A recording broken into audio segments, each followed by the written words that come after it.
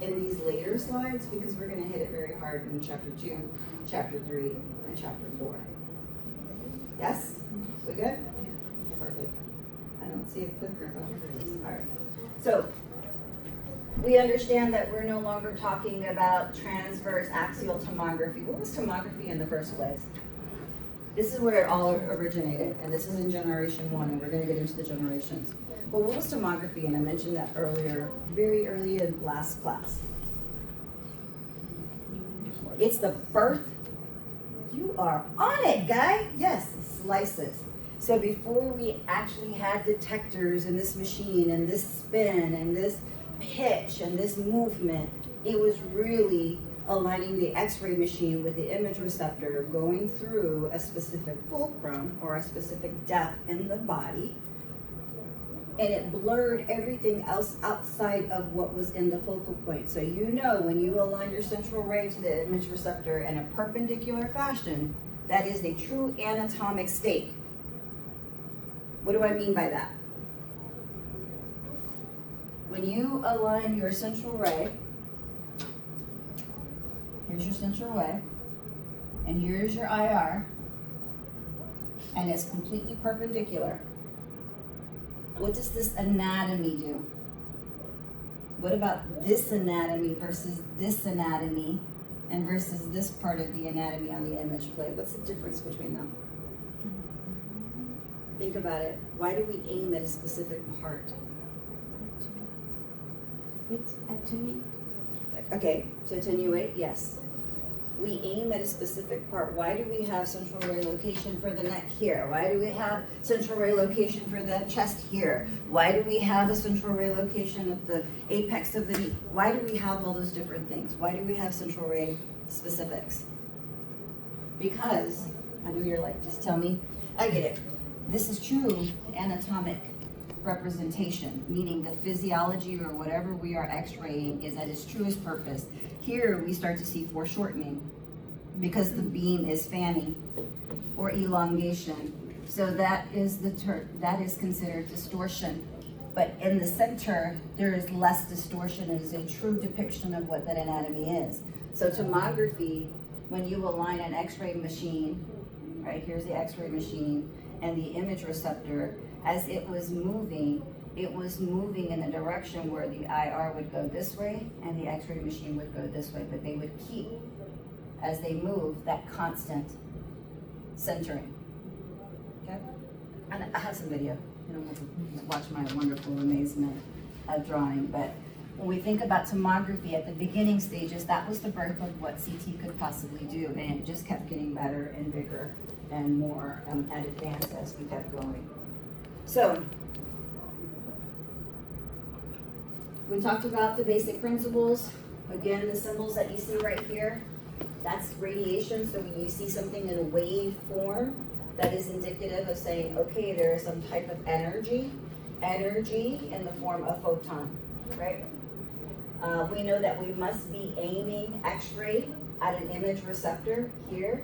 Image receptor is replaced by the detector.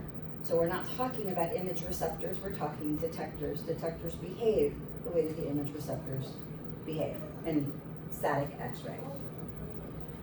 Good? Are we all good? Don't lie to me. Are we good? All right.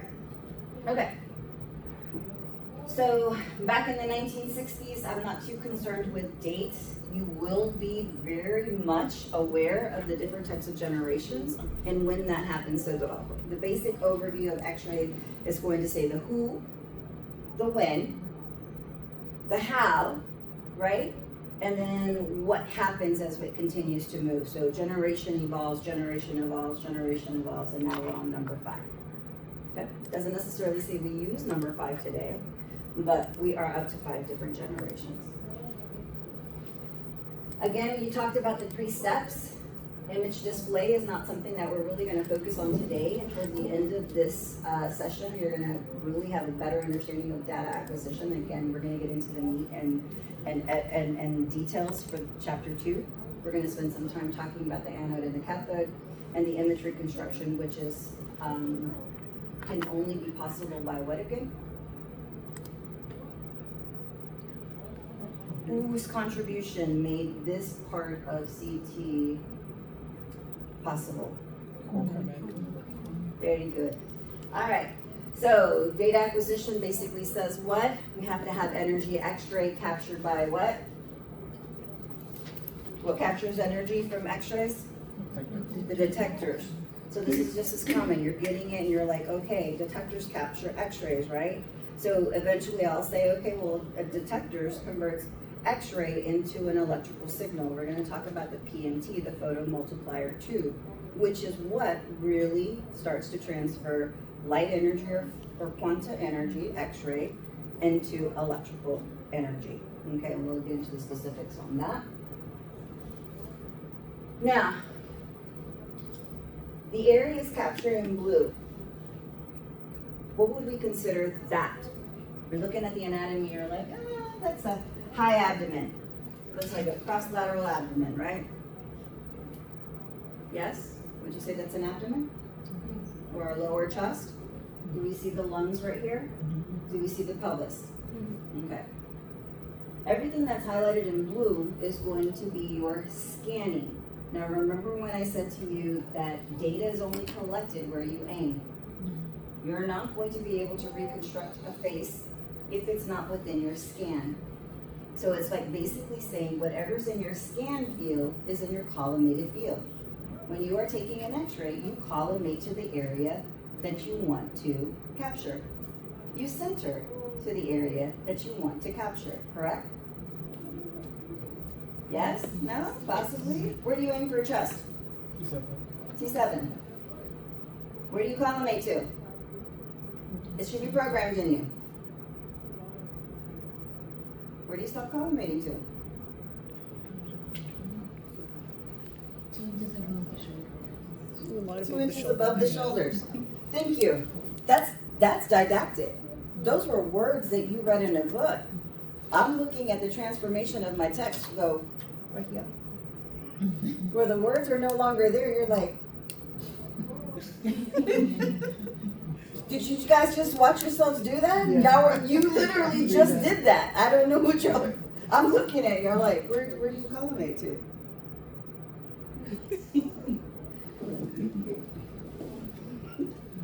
And it's cute. So, you're capturing a chest. You're capturing a chest. Here when you have a scan area, this is going to be the area that you capture. So now I'm taking a look at this. What kind of view is this? Axial view. Would everybody agree? It's an axial view. Now, when we think about this, we know that this is in our scanning plane. This is where X-rays passed over. Our detectors collected the information. We know that that's now going to go on to the computer, and the computer is going to do those wonderful things about reconstruction, right? And what view is this? Which one? Is this the coronal plane? Okay, good. So this is a coronal view, and then this one? Okay, so did we take these slices? No. No, we reconstructed them. Now what is this? You're like a skeleton. It's a skeleton. What is it? Is that NPR? I like how you're going. You're like, that's it. This is all, yes, taking all of the data that has been reconstructed and creating a 3D effect. Not all software packages come through that, but as we get to advanced imaging, we're going to talk about 3D and the fact that it has color. So that's how advanced. A lot of the machines will continue to advance and continue to grow. It's not about having a knob here and having a knob over here and adding a knob here. It's the capabilities of the machine that makes it generations pass. Does that make sense? The efficiency and the capability. So it's not going to be, oh, I have a new knob on my machine, so therefore it's next generation. No, it's the capability and how it acquires the information and how it can, the software is how it's going to be able to reconstruct it. But the machine must have the capability first. All right, questions on that? Now, when we think about the so we're gonna go really quickly, and this is gonna bounce around, but this is how your slides were kind of laid out. So the first CT scanners require the X-ray tube and detectors to move in a straight line. I just kind of showed that a little bit on that board, right? Where I said, here's the X-ray tube, it angles straight to and connects with the central part of the image receptor, and as the image receptor starts to move, the x-ray starts to sway over to the other side, right? That was a tomogram. Before, back in, I think it was in 2007, 2008, we had, that was visible. You can see a tomogram machine where the machine would align with the image receptor to blur out everything else. Usually was used for kidneys, looking for some type of masses or kidney stones or any of that. That was the intravenous pyelograms, or IVP for short. Don't do those anymore, those are outdated. CT can just knock those out in a second. Literally, up to 300 scans. 300 in about 1 second. This is why CT is so fast. When you're doing your exams, how long do they take? Less than 5 minutes. Less than 5 minutes. It takes longer to get a person prepared to get them onto the table. Hold your breath. We're done. And you're like literally that fast, and you're like, oh, okay. Yeah, it takes longer for the power injector and getting all of that set up, the equipment, the room equipment set up than the scans. The scans are super fast depending on the machinery. So the machineries are going to be sold in 64 slices, 80 something slices, 125 slices. What slices do we have? 120 and 180. So that's how fast they were able to acquire images in that time frame. So those are the advancements, right? Time, efficiency, because when we think back to Hounsfeld, in your material, how long did it take to get a brain scan in the very first? Hours, day, almost a whole day to try to get those scans in. And now we're talking mere seconds, where the machinery is outpacing humans, right? Well, we gotta take it a little bit slow because we got patients, right? We gotta have patient care and all of that. So when we think about the efficiency of these exams and the generations moving forward, I want you to think from hours to seconds, right? And that's something that we just come to expect. So when Mr. Fung was mentioning, oh, your comps are gonna be easy, considering they come in, right? And if you're at a site, but doing them, you could acquire 9 scans within an hour, literally. Doesn't mean you get to go home. Doesn't mean you get to go home. Okay, just saying that now, out loud. All right, so when we're thinking about the first CT scanner, so what really is gonna be important is gonna be the first CT scanner, the third CT scanner, and what's the difference between the fifth, okay? All of these have some type of changes. I just mentioned that there's some way that something is either being captured or something of a function. Not a new knob, not a new design, not a flower pasted on a machine that makes it a new generation. So I really want you to pay attention to what the first CT scanner has versus the third CT scanner versus the 5th generation, okay? Because you're gonna see that progression go. So back when we're thinking about the starting from the left to right and rotate 1 degree, that becomes a little difficult to identify. You're like, I don't even know what that means. Luckily, there's a video to show you what that looks like. But this is what is called scanning. So when the machine is actually going and performing x-rays, it is now scanning. So there is the section before you actually acquire your axial scans that you're going back and making sure that you have the information that you're going to cover. So when you take an exam, the first one that's done, you see a whole image, right? So if you're doing an abdomen, you're gonna see the top of the abdomen to the bottom of the abdomen. It almost resembles like a plain x-ray. Making sense? For those that are in clinical now, you will. When you see that, you'll be like, that's what Laura said. And then after that, the machine starts going into its scan and you start seeing axial projections moving forward, okay? So this whole process, make sure you know that, this whole process, the translate, rotate, every scan, that is called the scanning portion of it. As it's acquiring, so think about a slice of bread, and every slice, depending on the width, and we control the width, right? Protocols will tell us. So it's almost like to say, what's the series of a chest x-ray? PA lateral. PA lateral, it's embedded in us. That was x-ray 101. What's the projections of the 3-view lumbar spine? Good, those are protocols. You go into any facility whether you stay at Harris Health or whether you go to HDA or whether you go wherever, those are common protocols. We learned those protocols. CT has its own protocols in scanning. So whether it's from location or location, but everything is going to have a particular scan that is associated with it, and that's called a protocol. So a protocol, like he mentioned, was an MRI brain. We know that that protocol is an MRI brain, but if they're looking for something like the pituitary gland, the scan area is going to be a lot smaller. It's going to be a lot fixed, and that's going to be the scanning range. Okay, everybody with me so far? Yep. So let's take a quick look at this. See if I can turn off the front light so you guys can see this forward a little bit better. So this is the translate, rotate, translate, okay? So translate meaning it goes, what's the word trans mean? Across, right? So trans means across, transverse, across. Rotate means the body.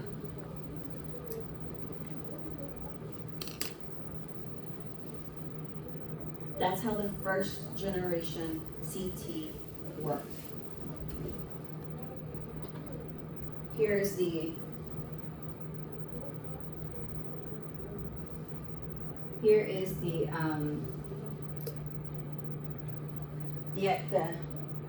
X-ray machine. Here's the detector, and it's just going across the body, line from line. But as it's going across the body, it's rotating. The machine is rotating. Okay. So this is where we call the translate, rotate, translate, first generation. Any questions there? So this is significant because this is the beginning. This is the very, very beginning, and this is how they started with their clinical introductions of the brain. The body parts were a lot smaller because the time to achieve that was a lot longer, right? When you think about X-ray and different types of crystals that have been discovered to maximize efficiency of capturing X-ray and converting it to light and all of these different things that have changed, that has also created some change moving forward. Now, newer generation CT scanners resolve the issue of time. They resolve the issue of time. They resolve the issue of time. Do you remember that, Roma? Yes. Then now we're going to acquire volume of tissue. So this is going to be volume scanning, meaning that a higher, larger. We're not going slice by slice. We're not going slice by slice anymore from anterior to posterior. We are now going in a spiral or helical fashion around the body, and now we're able to acquire much more data with one pass. Much more data with one pass. Much more data with one pass. So it's not going side to side as you just saw, it is now going around. And so in order for that to happen, what had to happen? The x-rays and the detectors must go around the patient now, as opposed to go from side to side. Degree, side to side, degree, side to side. Does that make sense? Yes? If it doesn't, stop me. If I'm speaking a whole nother language, please stop me. Okay. So what is that gonna look like? You're gonna take bigger chunks of slices, and you're gonna be able to take that data, more data, quicker time, more data, quicker time, and you're gonna be able to put that through and do an image reconstruction of more areas. So you're gonna have that voluminous look, and that's the first gateway, honestly, to what is 3D formation. All right. So we know that the computers are the devices that do image reconstruction algorithms, right? This is where the magic happens, where we're taking the data from where? We're taking the data from the detectors. We're now going to convert that data from analog X-ray We're gonna convert that into an electrical, and then electrical is going to convert that to a digital. Once it becomes digital, we're now dealing with numbers, right? So let me go back here.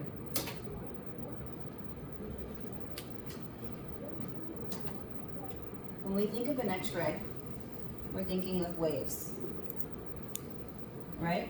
You have your eyes, your crest. This is the anatomy of a wave. And then you have your, anybody remember? Troghs or valleys, okay? Now, this is analog, meaning if I block it with a piece of metal, it stops. It no longer continues to move, right? It stops, it ceases to exist. If I don't stop, right, eventually it's going to, like any energy, waste, change its wavelength form, right? When you increase your SID, do you have to increase your technique? Why?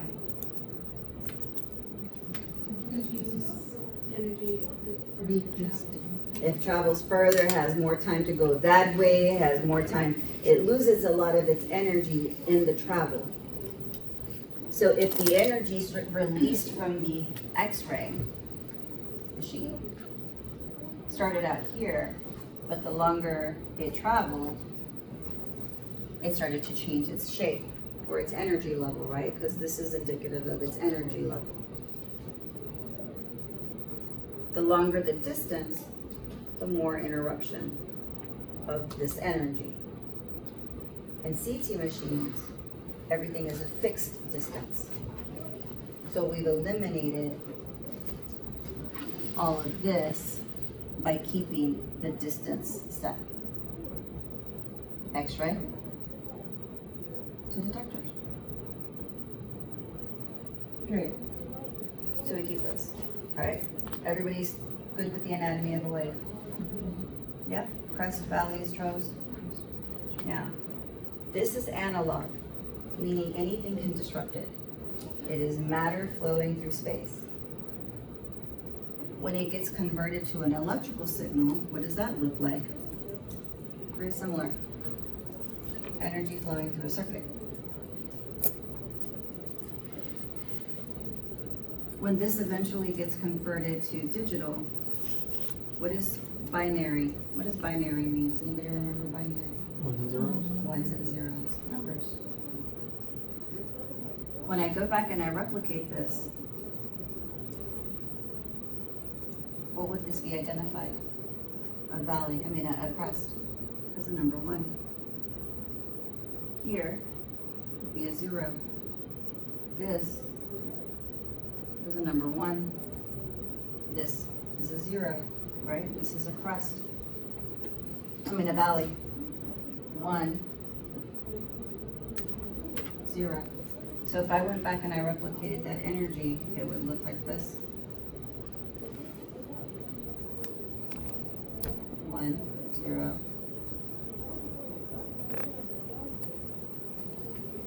Now you have numbers that you can put into a formula. And what do you think that's going to do? I've lost track. All of it. I don't know. I'm seeing the concentration.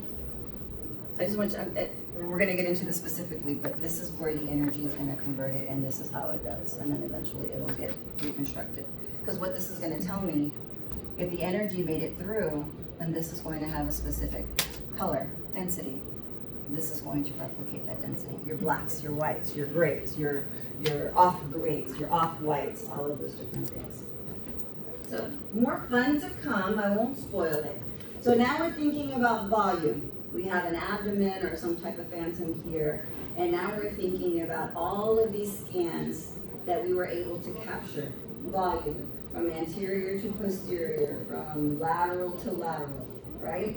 Not just specific little thin layers. We're getting the whole shebang. Here is your axial image.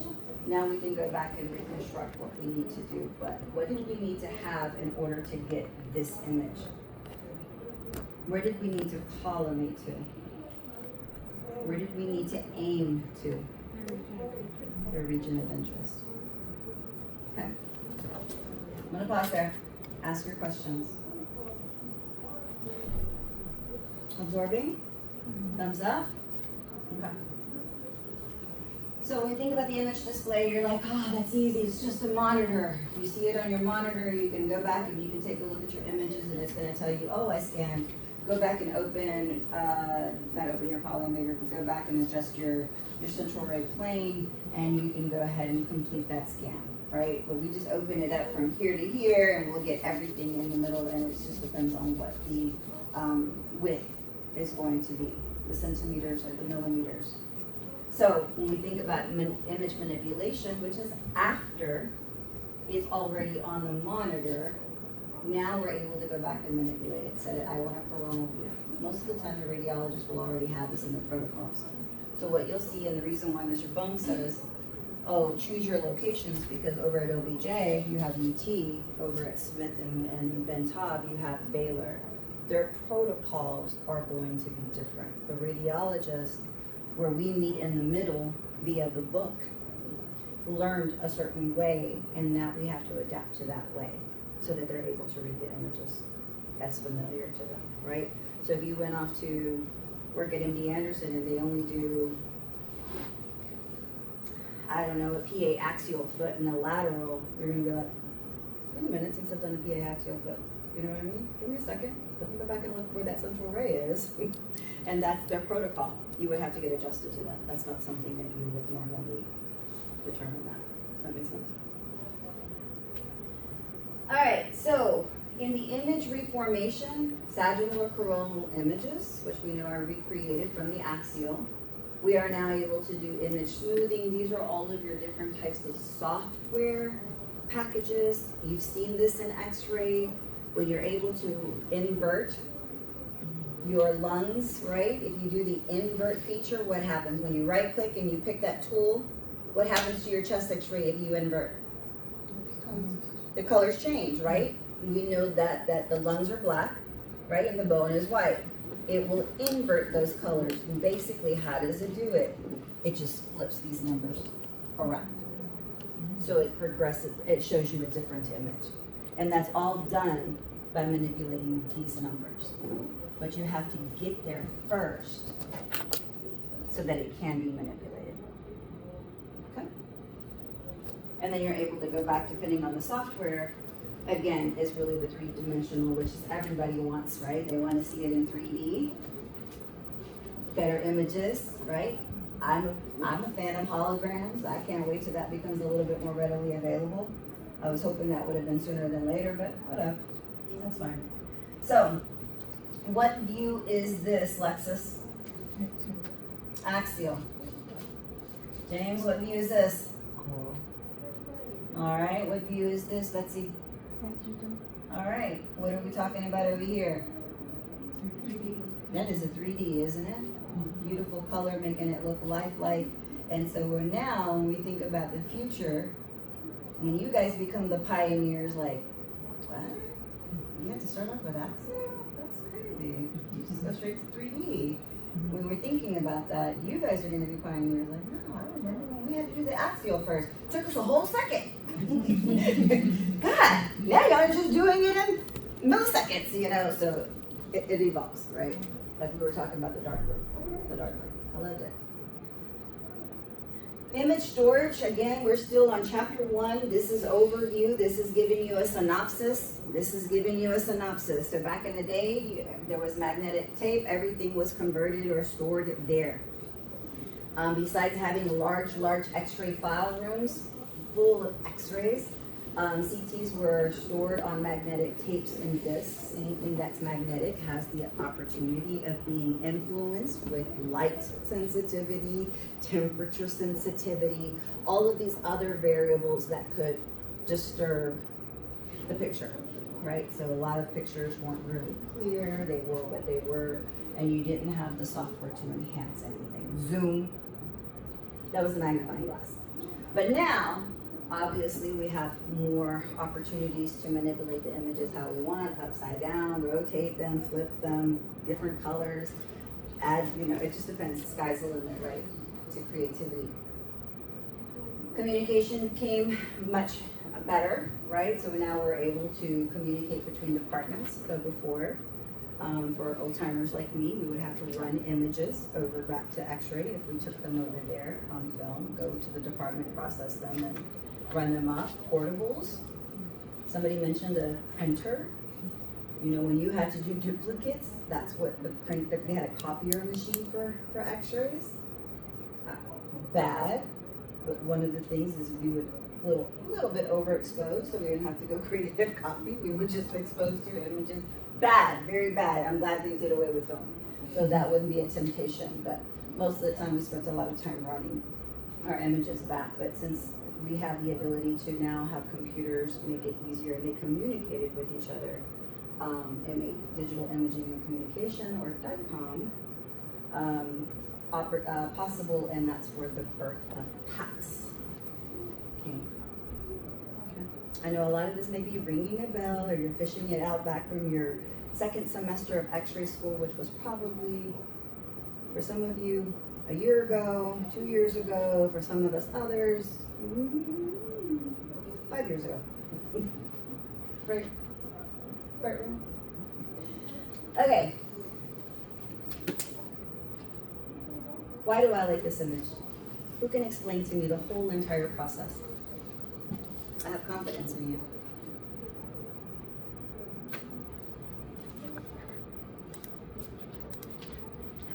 Let me start with the CT gantry and the patient on the table. Who wants to take a crack at it? It's telling a story. All right, so data acquisition happens where? Here. The machine is in here, correct? All the X-ray, this is the gantry, right? So the machine, the X-ray machine is in here, the detectors are in there, right? Patients must be here. If you're not X-raying the patient, then what are you acquiring? Nothing. Okay? We're going to talk about the table movement, because we also notice when you go to, are you X-raying clinic next week? Yep. Where are you going? Smith. Smith. What shift? Wednesday and 7. Oh my goodness. I'm gonna work with Fred. I love Fred. He's nice. Yes. You? Bentop? What shift? Morning 7:30 to 3:30. Perfect. You'll see Alexis there. All right. You? Same shift. Wow. There's. I have to get that checked with Mr. Bijou. I wonder if he's already checked that. Okay, perfect.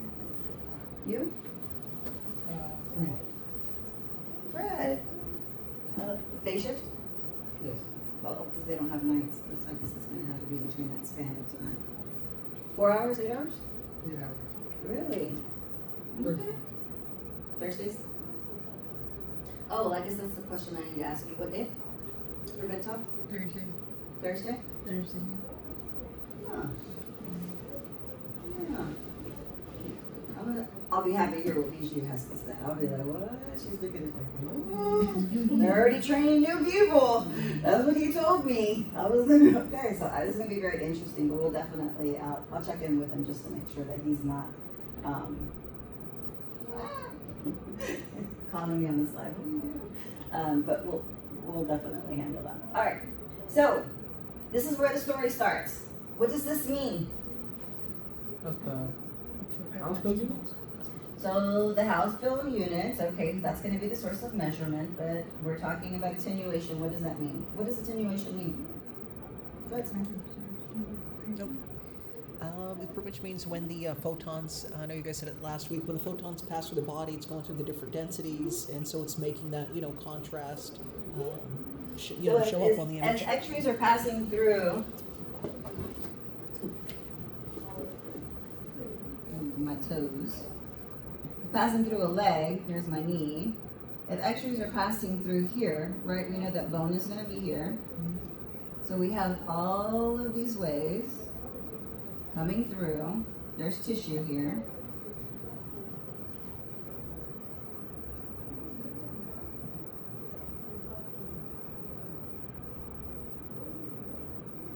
We have different frequencies. The X-rays that came in no longer keep the same energy because they either collided, right? You know what that's going to be called, or they were absorbed, or they scattered, right? So this energy is going to be different. This is called attenuation. How energy is being deposited in the body and what results from it. So when the detectors get it, the detectors are getting, they're going to go back and say what? Bone was here because this is void, so this is going to be, we're going to talk about Hounsfield units. It's going to be the different types of pixels or the different types of shades. This had a lot of energy or some energy. This, so all of these numbers are going to start showing different. Okay? So just think about it. When you think about the patient being there, x-rays passing through, attenuation is happening in the body, what's being resulted or captured by the detector is going to be a different type of energy than when it first started because of tissue and what type of tissue it was. All right, so what does the computer do? Talk to me. Hmm? Okay, so it's going to convert energy. What kind of energy? Analog to electrical. Electrical energy. Okay, perfect. Okay, good. What do those numbers mean?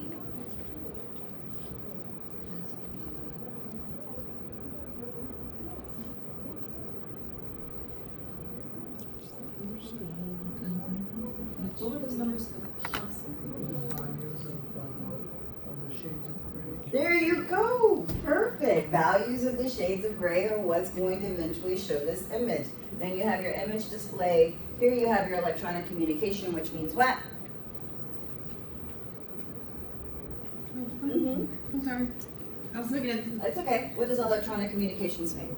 electronic communication and how it shows on the monitor, the display. The display is image display. I like that. But what if we want to send our image to the radiologist? Oh, to PACS. We have to go through what is called the electronic communications, and PACS is the opportunity or the format for doing that. So anytime you see the word communication, means we're not holding the information, we are now sharing that image with somebody else, with another doctor or wherever they are. And then eventually it gets, all of this is happening in the CT operator console. So this is in the x-ray room, this is in the CT room, and all of this is on the outside at the console. We good? We need to stretch, we need a break, what do we need? I wanna roll. So these are the basic steps to familiarizing yourself as you become new CT technologists. You gotta turn the scanner's power on before quality testing.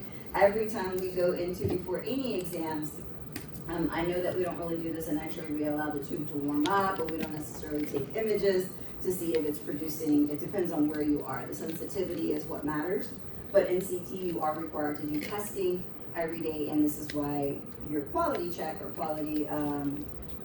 quality testing competencies are there.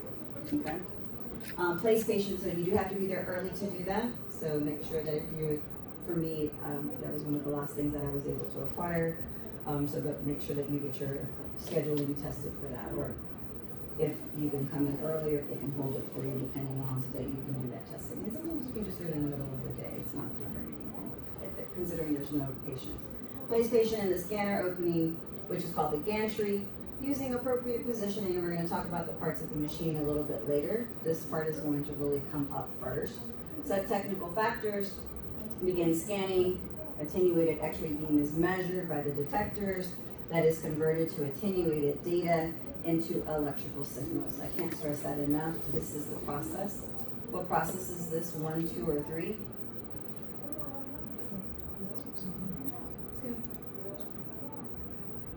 One, 2, or 3?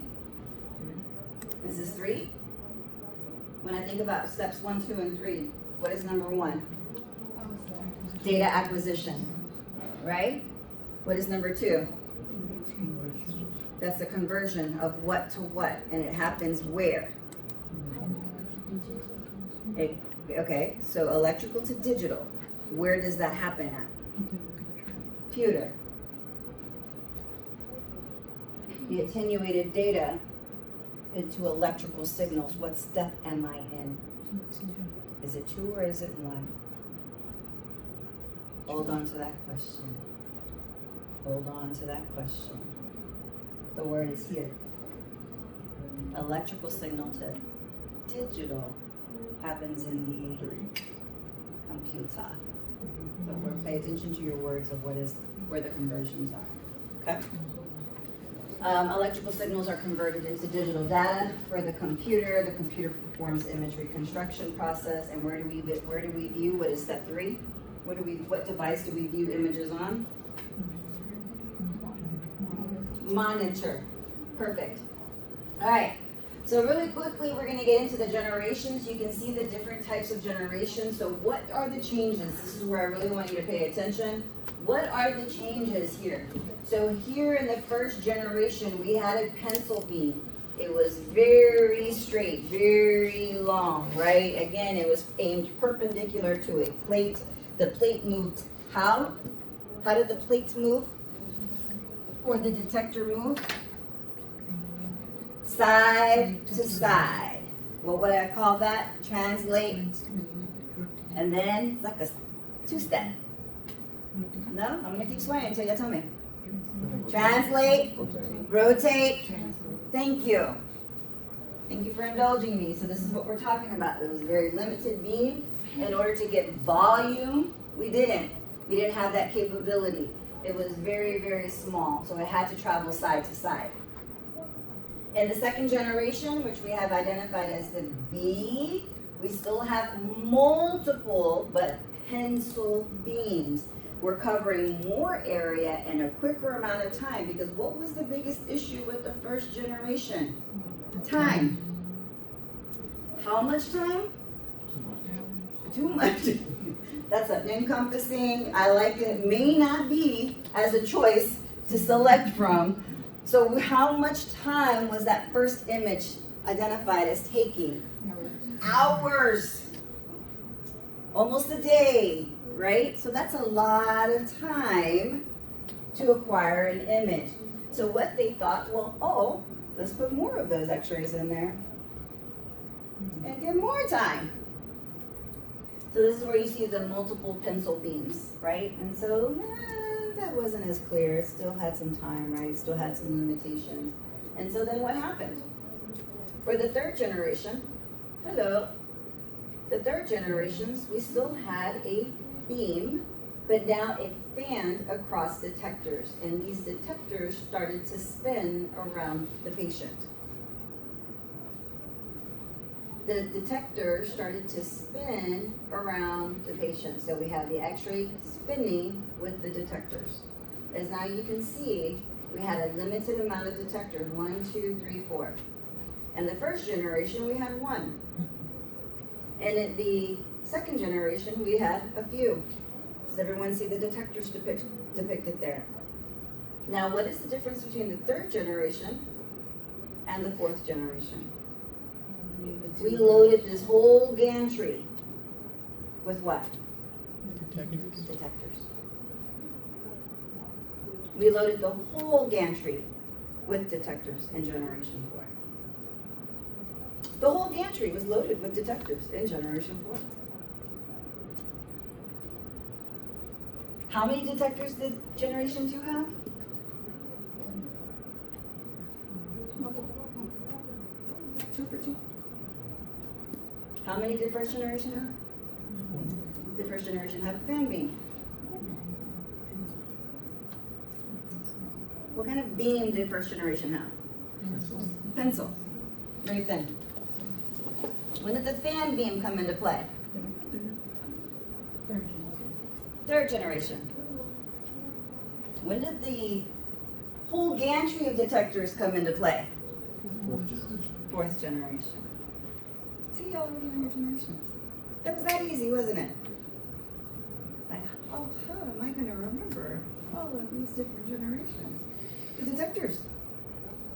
But the difference between this pencil beam and the remarkable becomes eventually the fan beam.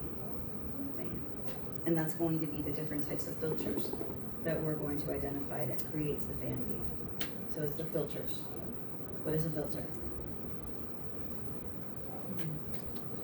You're like, I know the filters on my phone. I like the ones that make my skin look very poreless.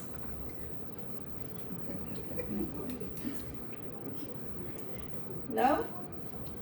What is a filter? Dig deep, y'all. Dig deep. It's something that How many of you came through this program? Remove. How many of you came through this program? I will tell Mr. Fung on all of y'all. All of y'all. It stops the the low The energy low energy X-rays.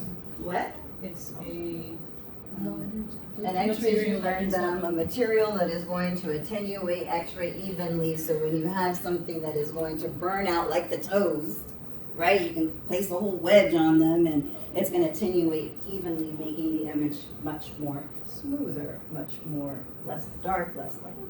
That used to be a deal back in the day, because it was film, it was analog, right? So now, old digital just cleans that all beautiful.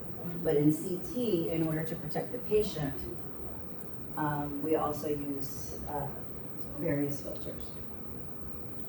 So the first generation, again, translate, rotate, translate, repeat, translate. So that's basically it. And translate means what? Side to side. Trans, across the body. Trans, across the body. Side to side. The machine and the image receptor or the detector start moving around.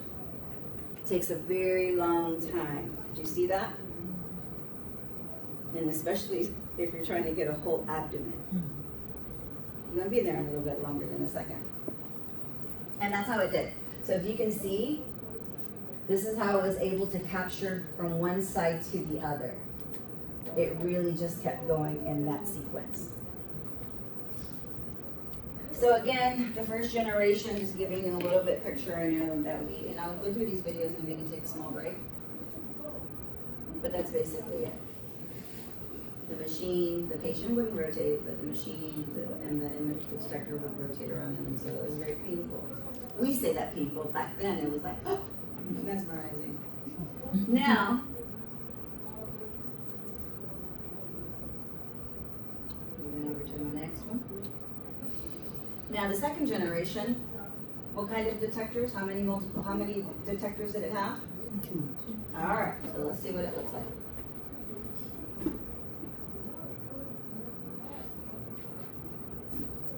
Doesn't look like it's got a couple of detectors on there, so I'm gonna have to go back and check this image, unless they have two identified here. I'm going to experiment. Oh.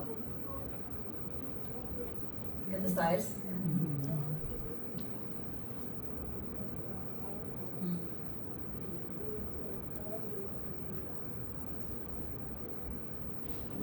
Do you see the two detectors there?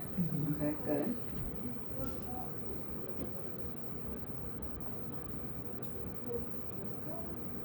Third generation, what's spinning around? What's going around the patient? It's still going around the patient, right, but it's not translating and then rotating and not translating. It's going to be continual, which you're going to see. There's no stop and go here. Third generation has an introduction of what kind of beam? The first generation and the second generation have what kind of beam? Pencil. Good. What's the difference between the first and the second generation? And the number of detectors. All right.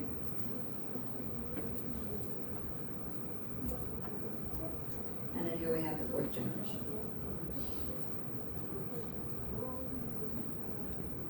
Do we see all of the detectors? So the detectors are not rotating in the fourth generation, are they? The fourth and the fourth generation, the detectors rotate. Is that true or false? In the third generation, they be rotating. See how I can ask these questions? You're gonna be like, oh, she didn't say that. She didn't say none of that. She asked that question. I don't remember her saying it. So third generation it rotate and then fourth Let's take a look. Do we see the detectors rotating? See See all those little green areas right there?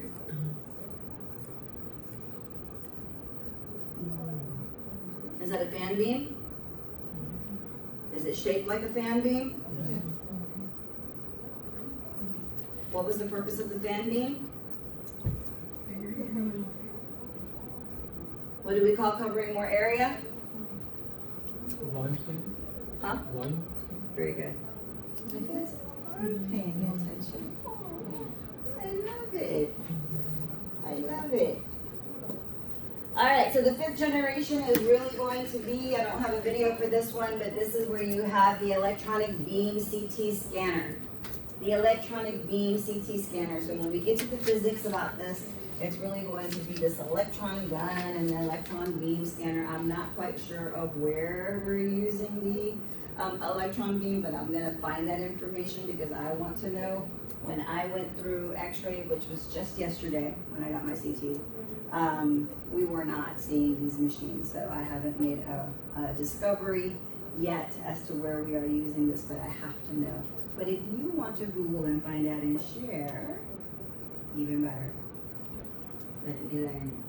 All right, let's take a quick break, maybe 10 minutes. Stretch, get some oxygen in your brains. We're gonna get into a little bit more and try to finish the rest of this chapter.